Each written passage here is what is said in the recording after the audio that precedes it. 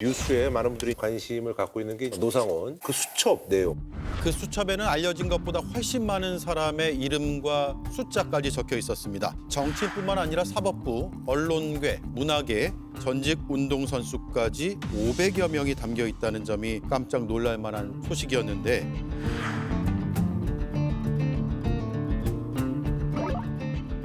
근데 그 내용이 뭐 그래서 500명 수집 A급 수거 대상 처리 방안에서 뭐 이성중에 옛날에 영화 뭐 실미도나 이런 데서 본 것 같은 뭐 그런 북에서 조치해서 더 나가서 헌법 뭐 법 개정에서 삼선 집권 구상 뭐 이런 것까지. 근데 이게 그냥 본인이 어떤 그냥 뭐 본인만의 생각 아니면 뭐 이게 누군가 교감해서 이런 건지 이런 것들에서 좀 궁금하기도 해요.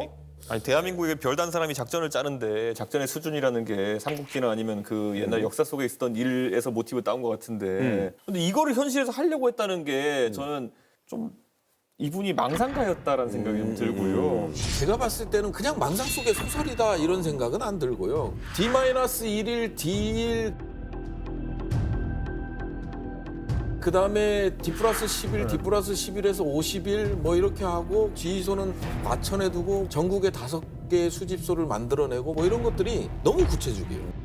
그리고 이제 또 하나는 HI다라는 게 아니 계엄을 하는데 은밀 침투 부대, 북파 부대를 국내 정치로 끌어들일 이유가 1도 없거든요.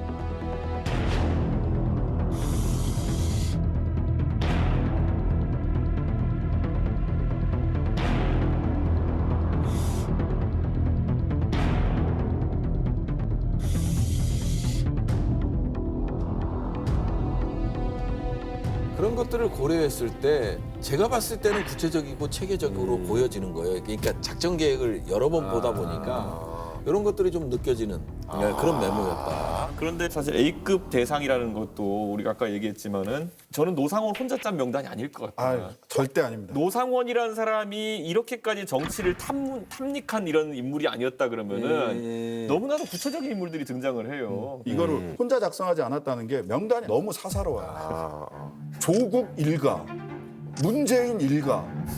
이게 뭡니까? 차범근. 사람들이 제일 이상했던 게 차범근이었어. 그러니까. 근데 왜 차범근이지 하고 찾아가 보면 조국 전 대표 탄원서 썼거든요. 그래서 법원에다가 이걸 어떻게 아냐고 이런 거. 그거를 어떻게 알고 그거 말고는 다른 이유가 없잖아요. 그럼 이거를 조국 일가에 차범근까지 쓴 사람이 누굴까? 난 웬 여성이 떠오르는데.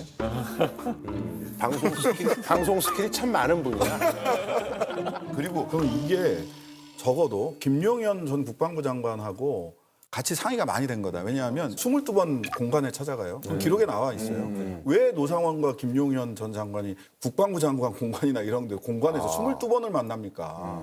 말도 안 되는 거거든요. 근데 이걸 같이 구상하지 않았다면 이해할 수 없는 만남 횟수죠. 장소도 그렇고. 그리고 김용현 전 장관의 보좌진들 쪽에서 나온 진술에 따르면 새벽에 전화했다는 거 아니에요. 상원아, 이제 어떻게 하면 되지?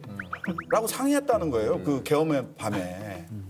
어찌 보면 김용현과 노상원의 사이는 거의 동지적 공범 그리고 책사와 실행자 이런 관계 아니었을까 싶고요. 그래서 저는 거기다 이제 보면 뭐 헌법, 법 개정, 뭐 삼선 집권 이런 구상들이 다 들어있다는 거는 어쩌면 이 모의는 꾸준히 윤석열 대통령이 아이디어를 줬을 수도 있겠다.